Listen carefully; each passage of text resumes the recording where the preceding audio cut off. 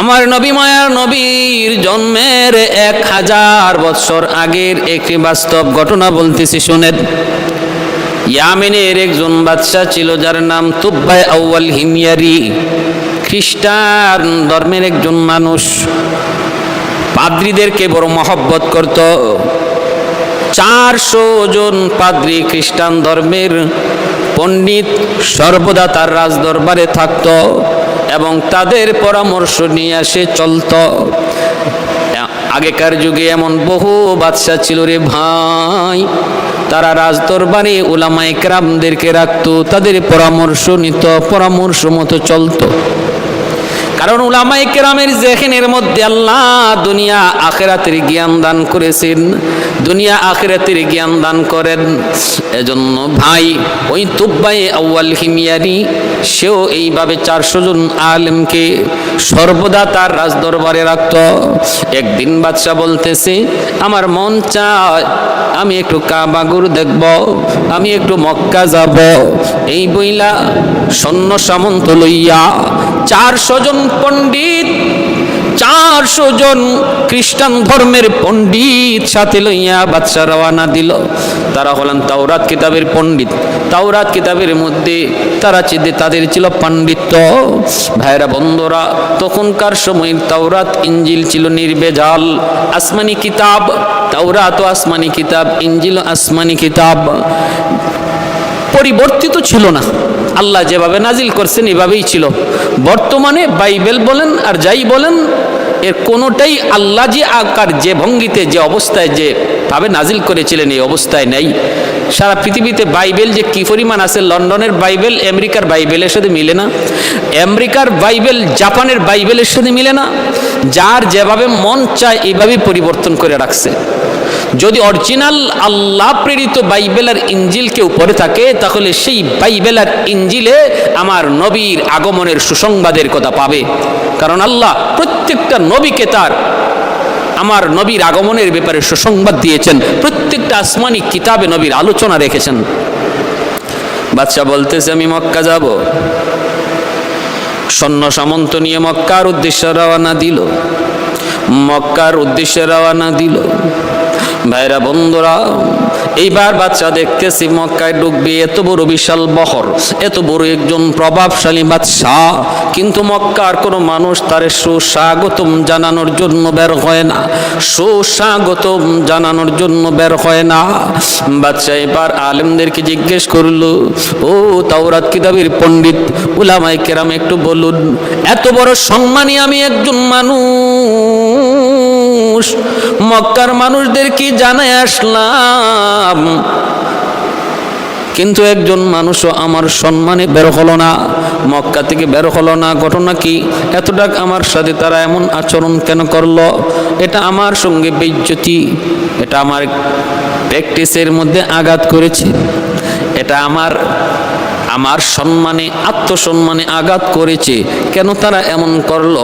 তখন উলামায়ে কেরাম বলতেছে, বাদশা জাপনা, মক্কার মানুষের কাছে একটা ঘর আছে, যেই ঘরের নাম হলো খানায় কাবা। ওই ঘরের মালিক হলেন আমার আল্লাহ। এই ঘরের চেয়ে দামি আর কিছু তাদের কাছে নাই। পৃথিবীতে আল্লাহর ঘরের চেয়ে দামি আর কিছু নাই। অতএব যেই সবচেয়ে দামি জিনিস তাদের কাছে আছে, এই ঘর, এই বাইতুল্লাহকে রেখে তারা কারো সম্মানে মক্কা থেকে বের হয় না। আল্লাহর ঘরের সামনে আর কাউকে বেশি সম্মান দেয় না। এজন্যই তারা আপনার সম্মানে বের হয় নাই। মূলত ওরা ভালো মানুষ, ওরা খারাপ মানুষ নয়। এইভাবে যখন বলতেছে, বাদশার কোনোভাবেই বুঝ হয় না। বাদশার রক্ত মাথায় উঠে গেছে। তুব্বাই আউয়াল হিময়ারি রক্ত মাথায় উঠে গেল। না না, আমি মানতে পারলাম না, বিষয়টা আমি মেনে নিতে পারলাম না। যেই ঘর আমার সম্মানে বাধা হয়ে দাঁড়ালো, ওই ঘরটা আমি দেখব, এই ঘরটা প্রয়োজনে আমি রাখবো না, এই ঘর আমি প্রয়োজনে রাখবো না। যেই ঘর আমার সম্মানে বাধা হয়ে দাঁড়ালো, খানায় কাবার সামনে চলে আসলো।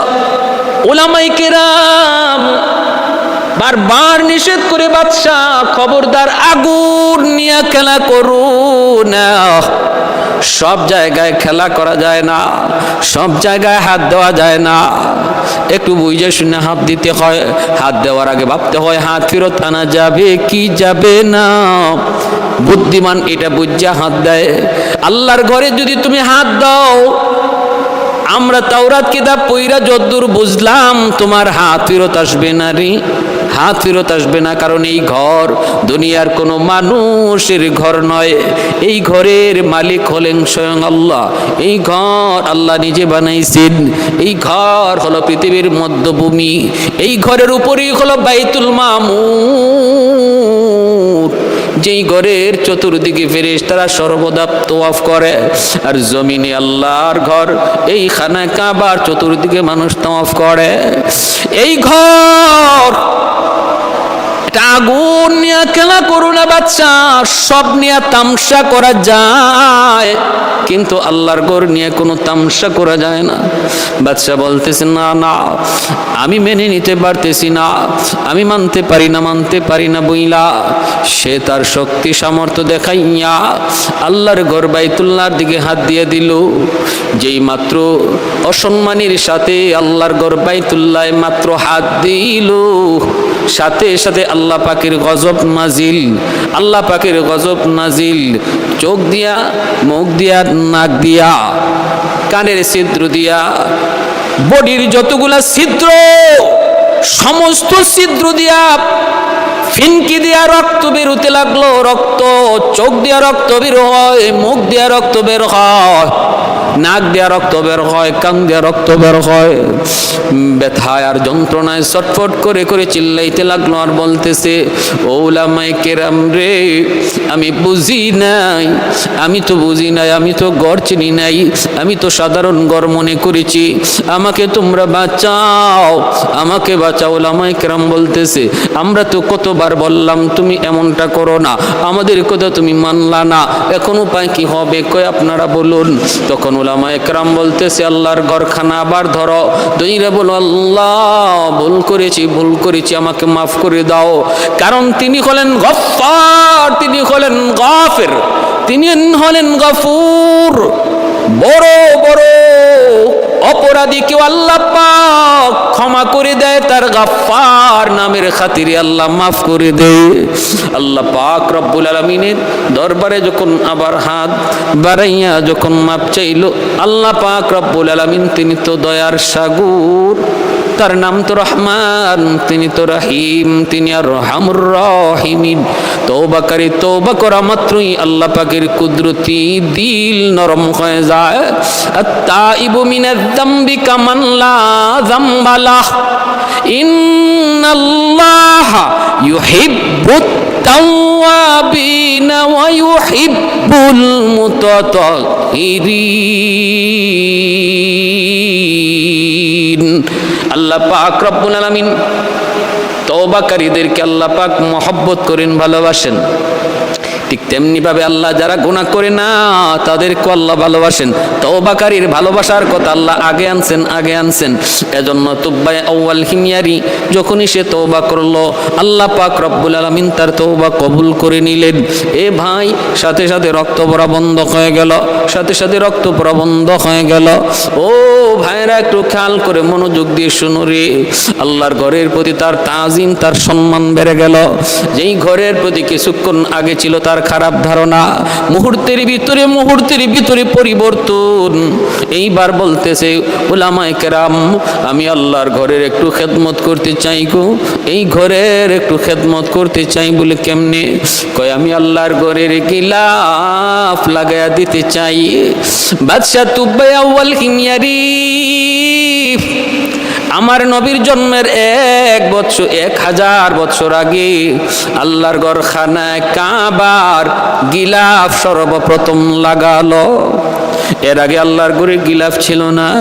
ওই তুব্বায়ে আউয়াল হিময়ারি নবীর জন্মের নবীর জন্মের 1000 বছর আগে সে আল্লাহর ঘরখানায় কাবার গিলাফ লাগায়া দিল।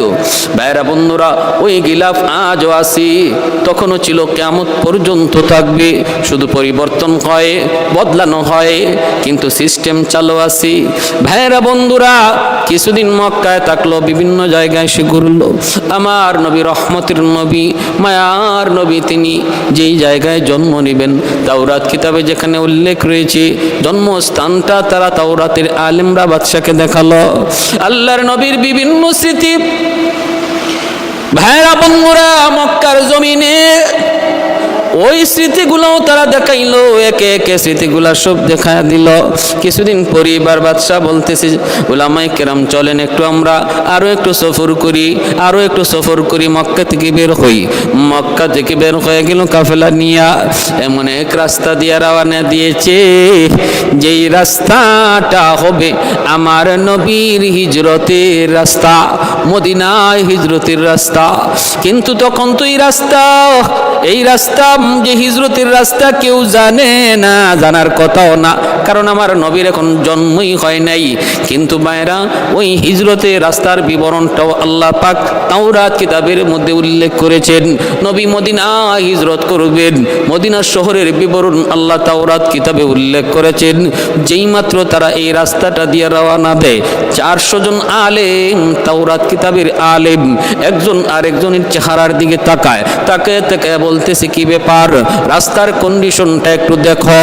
হায় হায়, আমরা তো তাওরাত কিতাবের মধ্যে একটা রাস্তার বিবরণ পড়েছি, যেই রাস্তাটা হবে আখিরি জামানার নবী, আখিরি নবী মুহাম্মদুর রাসূলুল্লাহ সাল্লাল্লাহু আলাইহি ওয়াসাল্লামের হিজরতের রাস্তা। তোমরা কি পড়ো নাই? কয় পড়েছি। ওই রাস্তার বিবরণটা কেমন একটু দেখো, আর তাওরাত কিতাবের বিবরণ একটু মিলাও। একে একে মিলায় তারা দেখে 100 মিলে গেল। বাদশা জিজ্ঞেস করে, উলামায়ে কেরাম কিসের আলোচনা হয় আমাকে একটু বলো। তারা বলতেছে, বাদশা জাহাপনা, আমরা তাওরাত কিতাবের মধ্যে একটা রাস্তার বিবরণ পেয়েছি, ওই বিবরণের সাথে এই রাস্তার 100 মিল। কোন রাস্তা? কই যেই রাস্তা হবে আখিরি নবীর হিজরতের রাস্তা, মদিনায় হিজরতের রাস্তা। অতএব যেই রাস্তা দিয়ে আমরা চললাম, এটাই হলো নবীর মদিনায় হিজরতের রাস্তা, কোনো সন্দেহ নাই। তাহলে এই রাস্তা দিয়ে চললে আমরা মদিনায় যেতে পারবো, যেই দেশে আমার নবী, যেই দেশে আখিরি নবী হিজরত করবেন এখন, এবং মদিনায় তিনি শুয়ে থাকবেন অনন্তকাল, কিয়ামত অবধি তিনি মদিনায় শুয়ে থাকবেন। জন্ম নেবেন মক্কায়, কিন্তু শুয়ে থাকবেন মদিনায়। ওই মদিনা শহরে আমরা একটু যেতে চাই।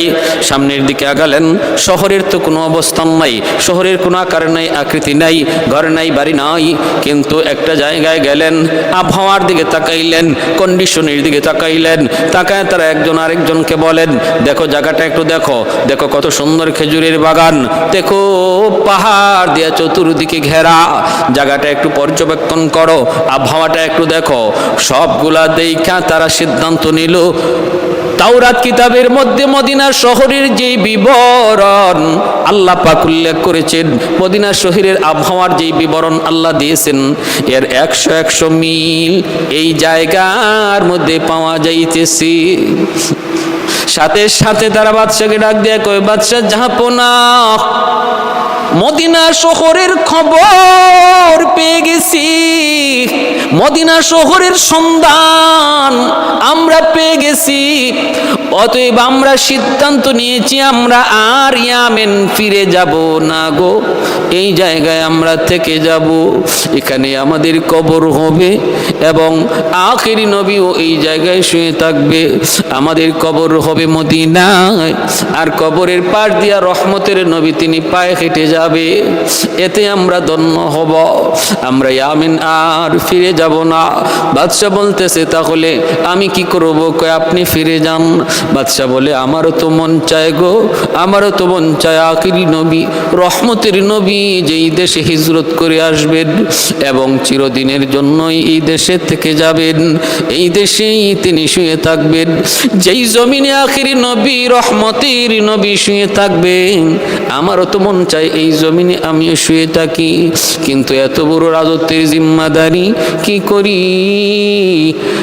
ওলামায়ে কেরাম বলেন, আপনি জিম্মাদারি ফালায়া থাকতে পারেন না, আপনি চলে যান। বাদশাহ তিনি চলে যাবেন, আর বলতেছেন আমি আপনাদের জন্য 400টা ঘর বানায় দিয়া যাই। 400 আলেমের জন্য 400 ঘর বানায় দিল। একটা ঘর বাদশাহ বানায় দিলেন ব্যতিক্রম, আলাদা করে একটা মনের বাসনা দিয়ে একটা ঘর বাদশাহ বানাইলেন। এত সুন্দর করে বানাইলেন, উলামায়ে কেরাম জিজ্ঞেস করে এই ঘর কার জন্য বানাইতেছেন? বাদশাহ তখন বলতেছে, আমার নবী আখিরি নবী, রহমতের নবী যখন মক্কা থেকে মদিনায় হিজরত করবেন, মক্কার আপনজনেরা তার ঘর বাড়ি দখল করে নিবে, মদিনায় তিনি আসবেন, মদিনার আনসারগণ তারে কুলে তুলে নিবে, কিন্তু মদিনায় তার নিজস্ব কোনো ঘর থাকবে না, বাড়ি থাকবে না। আনসারগণ সবাই যার যার বাড়িতে নিতে চাবেন। আমার মন চায় আমি নবীর জন্মের 1000 বছর আগে মদিনায় নবীর জন্য একটা ঘর বানায়া যাব, যেই ঘরের মালিক হবেন আখিরি নবী, রহমতের নবী, নবী মুহাম্মদুর রাসূলুল্লাহ সাল্লাল্লাহু আলাইহি ওয়াসাল্লাম। तो खुल्कत में मिली किसको ये आली नसवी है, खुल्कत में मिली किसको ये आली नसवी है, तो फख्र रसूल हाशिमियो मुतलबी है, तो फख्र रसूल हाशिमियो मुतलबी है। ऐ नूर खुदा दूर हो मैं तेरे हरम से, खाली हो मेरा हाथ भी दीनारो दिरहम से, खाली हो मेरा हाथ भी दीनारो दिरहम से। अल्लाह ने बनाया तुम्हें, अल्लाह ने बनाया तुम्हें सुल्तान मदीना, मेरी तमन्ना है मुझे जाने मदीना, मेरी तमन्ना है मुझे जाने मदीना। ভাইরা, একটা ঘর বাদশাহ তুব্বাই আউয়াল হিমিয়ারি মনির মাধুরী দিয়া বানাইলো, আর বানায়া ঘরে তালা দিয়া চাবিটা আমির সাহেবের হাতে দিয়া আরেকটা চিঠিও আমির সাহেবরে বুঝাইয়া দিল। বলল, যেদিন আপনি চলে যাবেন, আপনার ইন্তেকালের আগে আপনার সন্তানের হাতে চিঠি আর চাবি দিয়ে যাবেন, সে আবার তার সন্তানের হাতে দিয়ে যাবে। এই চিঠি আর চাবি আপনাদের কাছে আমানত, আপনাদের কাছে আমানত। ভাইরা বন্ধুরা, এই চিঠি আর চাবি আমানত বুঝিয়ে দিলাম আপনাদের হাতে। এই বইলা বাদশা চলে গেল। দিন যায়, রাত যায়, মাস যায়, বছর যায়, আমার নবী, রহমতের নবী, মক্কার জন্মভূমিতে নবী আগমন করলেন। মায়ার নবী 40 বছর বয়সে নবী এইবার নবুয়তি পেলেন। কওমের লোককে তিনি দাওয়াত দিলেন, কওমের লোককে তিনি দাওয়াত দিলেন, ইয়া আইয়ুহান নাস কুলু লা ইলাহা ইল্লাল্লাহ তুফলিহুন। ও মানুষ সকল, তোমরা এক আল্লাহকে বিশ্বাস করো, সফল হয়ে যাও। মানে না, কওমের লোকগুলি মানে না, তো মানে না, নির্যাতন আর নির্যাতন। এক পর্যায়ে নবীকে জন্মভূমিতে থাকতেই দিল না আবু জাহেলের দল। আমার নবী, মায়ার নবী, জন্মভূমিতে থাকতে কার না অধিকার আছে? যে যার ধর্ম পালন করবে, কিন্তু জন্মভূমিতে থাকার অধিকার সবার, দেশ সবার, ধর্ম যার যার। বাংলার জমিন হিন্দু বসবাস করে, মুসলমান বসবাস করে, খ্রিস্টান বসবাস করে, সকল ধর্মের মানুষ এই দেশে বসবাস করবে, ধর্ম যার যার হবে, কিন্তু দেশ তো সবার হবে। দেশের ব্যাপারে কেউ ষড়যন্ত্র করব না, দেশের ব্যাপারে ষড়যন্ত্র করব না, কারণ দেশ হলো সবার। ভাইরা বন্ধুরা, আমার নবী মদিনায় হিজরত করার পরও এই আইন চালু করেছিলেন। ইহুদিদের সাথে নবীর সন্ধি হয়েছিল, তোমরা তোমাদের ধর্ম পালন করো, আমরা তোমাদের নিরাপত্তা দিব, প্রয়োজনে তোমাদের গির্জা পাহারা দেওয়া হবে, প্রয়োজনে তোমাদের উপাসনালয় পাহারা দেওয়া হবে, কিন্তু মদিনার শহর হলো আমাদের সবার। মদিনার কোনো ক্ষতি যেন আমাদের দ্বারা কারো না হয়, অথবা মদিনা যদি দুশ্মনের দ্বারা আক্রান্ত হয়, আমরা তখন আমাদের যার যার ধর্ম বলে তখন দেশ রক্ষার আন্দোলনে আমরা একসাথে ঝাঁপিয়ে পড়ব। বাংলাদেশ পাকিস্তানি হায়নাদের কাছ থেকে, পাকিস্তানি হানাদার বাহিনীদের কাছ থেকে মুক্ত করার জন্য দেশের তরে জীবন দিয়েছে মুসলমান, হিন্দু সহ বিভিন্ন ধর্মের মানুষ। কারণ দেশ রক্ষার ক্ষেত্রে ধর্মের কোনো বিভেদ নাই, সবাই এক, ধর্মের কোনো এখানে পাঠ নাই, সবাই এক। ভাইরা বন্ধুরা, এটা ইসলামের আদর্শ। ইসলামের আদর্শ মদিনার সনদের শিক্ষা, মদিনার সনদের শিক্ষা। আল্লাহর নবীকে মক্কায় থাকতে দেয় নাই শুধু নবী ধর্মের প্রচার করার কারণে। বলুন তো এটা ন্যায় হলো না অন্যায়? আন্তর্জাতিক মানের অন্যায়, খালি অন্যায় না, আন্তর্জাতিক মানের অন্যায়। এটা কোনো দেশে, কোনো আইনে, কোনো জাতিতে এর বৈধতা নাই। আল্লাহর নবী রহমতের নবী নিরুপায় হয়ে নবী মদিনা হিজরত করলেন। ভাইরা বন্ধুরা, কুবা এলাকা, মদিনার মানুষগুলি নারী পুরুষ সবাই আল্লাহ নবীকে সুস্বাগতম জানানোর জন্য মদিনার বাইরে চলে আসলো। আল্লাহর নবীকে সুস্বাগতম জানায় মদিনায় ঢুকাবে, কিন্তু একজন মানুষ তিনি আসেন না, তিনি শুধু ওই ঘরটা মুছামুছি করেন, পরিষ্কার করেন। তিনার নাম কি? তিনার নাম হলো আবু আইয়ুব আনসারী রাদিয়াল্লাহু তাআলা আনহু। তিনি কে? তিনি তো ওই সাহাবী যিনি হলেন ওই চিঠি আর চাবি, বংশ পরম্পরায় আমানত আস্তে আস্তে আবু আইয়ুব আনসারীর হাতে আইসা পৌঁছল। 1000 বছর আগে রেখে যাওয়া চিঠি আর চাবি সর্বশেষে পৌঁছল আবু আইয়ুব আনসারী রাদিয়াল্লাহু তাআলা আনহুর হাতে। তিনি ওই চিঠি আর চাবি হাতে রাখলেন আর ঘরটা শুধু মুছামুছি করেন। মানুষজন কইরে, আবু আইয়ুব তুমি কি মদিনার বাইরে যাবা না নবীকে সুস্বাগতম জানানোর জন্য?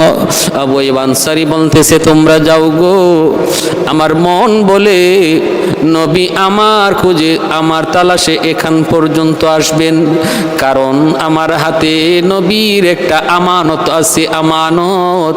এই আমানতের খবর অবশ্যই আমার আল্লাহ তার হাবিবকে জানাবে, আর আমানত নেওয়ার জন্য নবী আমার কাছে আইসা পৌঁছবে। সুবহানাল্লাহ।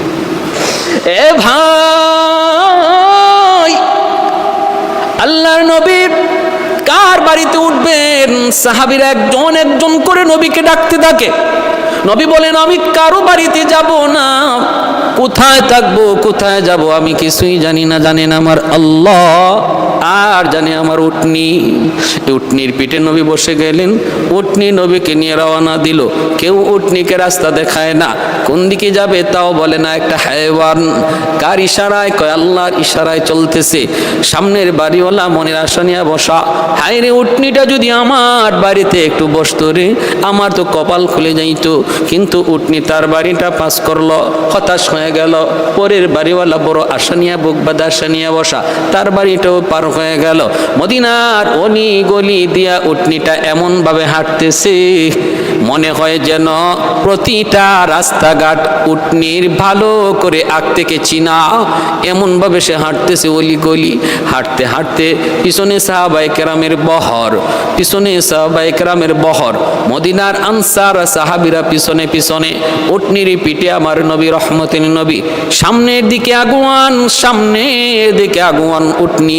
যাইতে যাইতে যাইতে যাইতে ওই আবু আইয়ুব আনসারী রাদিয়াল্লাহু তাআলা আনহু যার হাতে রেখে যাওয়া তুব্বায়ে আউয়াল হিময়ারির ওই চিঠি আর চাবি আমানত, ওই বাড়িতে যায় উটনিটা বসলো।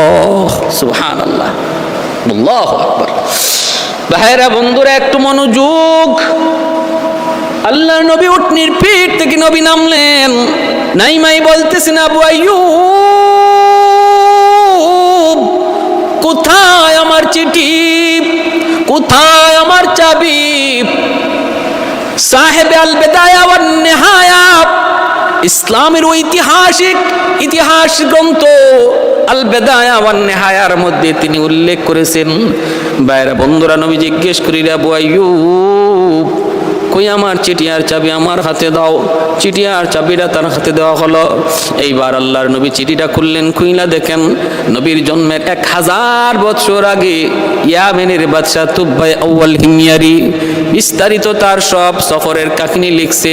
লিখা বলতেছে, নবী গো, এখানে শুয়ে আছেন 400 জন তাওরাতের আলেম, যারা আপনার সাথে চিরনিদ্রায় শুয়ে থাকার নিয়তে আর জন্মভূমি ইয়ামেনে ফেরত যায় নাই। কিন্তু আমি বাদশা হওয়ার কারণে পারি নাই। আমারও মনের বড় তামান্না ছিল মদিনায় যেন আমার খবর হয়, কিন্তু হয় নাই। আমার তো দায়িত্ব কাঁধে, চলে গেলাম। কিন্তু নবী গো, আমি হলাম আপনার উপর 1 নম্বর ঈমানদার। আপনি দাওয়াতের আগে, জন্মের আগে আমি আপনার উপর ঈমান এনেছি। ওগো নবীজি শুনেন, মদিনায় হিজরত করে আপনি আসবেন, মদিনায় কোনো আপনার ঘর থাকবে না, বাড়ি থাকবে না। ওই অবস্থায় আপনি কই উঠবেন, কার বাড়িতে থাকবেন? আমি আপনার জন্য একটা ঘর বানায়া দিয়ে গেলাম। এই ঘরখানা আমি আপনার মালিকানায় দিয়ে গেলাম। আল্লাহর নবী গো, আমার রেখে যাওয়া এই ছোট্ট হাদিয়াটুকু যদি আপনি কবুল করেন, আমি ধন্য হব, ধন্য হব। আল্লাহর নবী, রহমতের নবী, ওই চাবিটা হাতে নিয়ে তিনি ঘর খুইলা তিনি সবার আগেই ঘরে ঢুকলেন। আর সাহাবীদেরকে বললেন, সাহাবীরা রে, আমার জন্মের 1000 বছর আগে ইয়ামেনের বাদশা আমার জন্য মদিনায় ঘর বানায়া গেছি। আল্লাহু আকবার। শাফি'য়ে রোজে জাযাউ যা খতিবে আম্বিয়া, শাফি'য়ে রোজে জাযাউ যা খতিবে আম্বিয়া, সাহিবে হাউজ লিওয়াজিল খুদা রোজে আতীদ, সাহিবে হাউজ লিওয়াজিল খুদা রোজে আতীদ, সাহিবে আসরার উনামো সে আকবর বরমলাব, ইলমে ও আজ আউয়ালিনো আখিরি अंदर मजीद, इल्मे उ अज अव्वलिनो आखिरी अंदर मजीद, रहमतुल्लिल आलमी खंदश खुदावंदे करीम, खल्क खुल्क कौल फ़िअलो हदिय सिमते ও হাবিদ। ভাইরা বন্ধুরা, এজন্য বলতেছিলাম আমার নবীর শান আর মান কি বলবো আপনাদের সামনে। নবীর জন্মের বহু আগ থেকে আমার নবীর সম্মানের আলোচনা আল্লাহ শুরু করে দিয়েছেন। তাওরাতে নবীর শান, ইনজিলে নবীর শান, জাবুরে নবীর শান, যতগুলি সহিফা আল্লাহ দুনিয়া নাজিল করলেন, সমস্ত সহিফাতে আমার নবীর শান আর মান।